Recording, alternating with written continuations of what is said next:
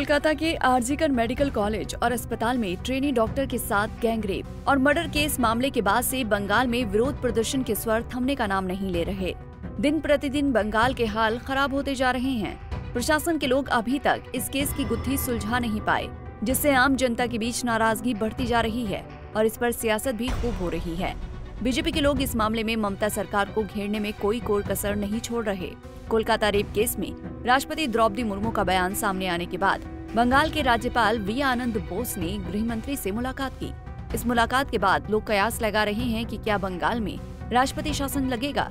चलिए इस वीडियो में आपको बताते हैं क्या बंगाल में राष्ट्रपति शासन लगेगा और आगे बताएंगे कि द्रौपदी मुर्मू ने बंगाल पर क्या बोला। चलिए जानते हैं।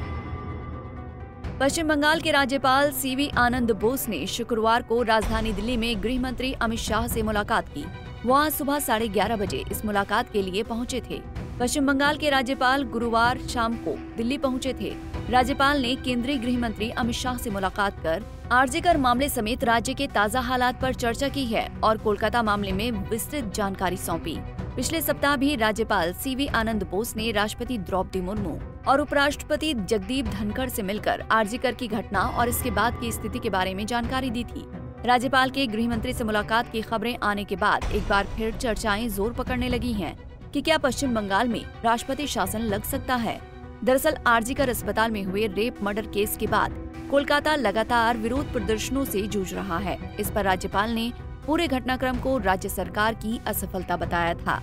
राज्यपाल सीवी आनंद बोस ने इस पूरे मामले पर कहा था कि राज्य सरकार हर मोर्चे पर असफल रही है। इस मामले में राष्ट्रपति द्रौपदी मुर्मू ने कहा कि जब मैं देश के किसी भी हिस्से में महिलाओं के खिलाफ क्रूरता के बारे में सुनती हूँ तो मुझे बहुत दुख होता है। हाल ही में मैं एक विचित्र दुविधा में फंस गई थी जब राष्ट्रपति भवन में रक्षाबंधन मनाने आए कुछ स्कूली बच्चों ने मुझसे मासूमियत से पूछा कि क्या उन्हें आश्वासन दिया जा सकता है कि भविष्य में निर्भया जैसी घटना दोबारा नहीं होगी। राष्ट्रपति द्रौपदी मुर्मू ने कहा कि दिसंबर 2012 में जब एक लड़की के साथ सामूहिक बलात्कार किया गया और उसकी हत्या कर दी गई, तब पूरे देश में सदमे और गुस्से का माहौल था। हमने तय किया कि किसी और निर्भया को ऐसा न सहना पड़े, लेकिन निर्भया कांड के बाद 12 सालों में रेप की अनगिनत त्रासदियां हुई हैं। केवल कुछ ने ही पूरे देश का ध्यान खींचा, इन्हें भी जल्द ही भुला दिया गया। समाज की भूलने की ये सामूहिक आदत घृणित है।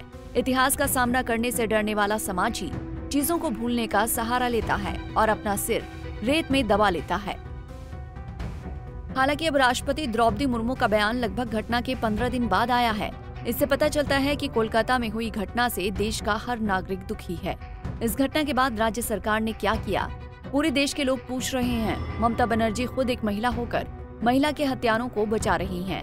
ये तो महिलाओं के लिए शर्मसार करने वाली बात है। इसके अलावा कुछ नेता इस मामले में राजनीतिक रोटियां भी सेक रहे हैं, जो पूरे भारत को शर्मसार करने वाली बात है। किसी की बहन बेटी पॉलिटिशियन के लिए महज एक राजनीतिक विषय बन चुकी है। बंगाल केस पर राजनीति से हटकर अगर सरकार के लोग काम पर ध्यान देते तो ऐसी घटना ही नहीं होती।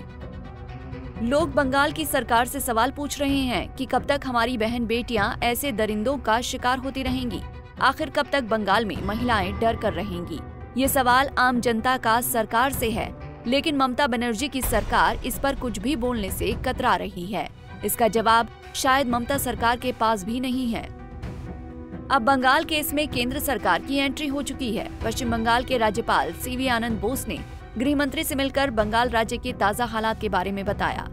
अब देखने वाली बात ये होगी कि केंद्र सरकार का इस मामले पर अगला कदम क्या होता है। बंगाल में हो रहे हिंसक प्रदर्शनों के बाद क्या बंगाल में राष्ट्रपति शासन लगने वाला है, ये तो वक्त ही बताएगा।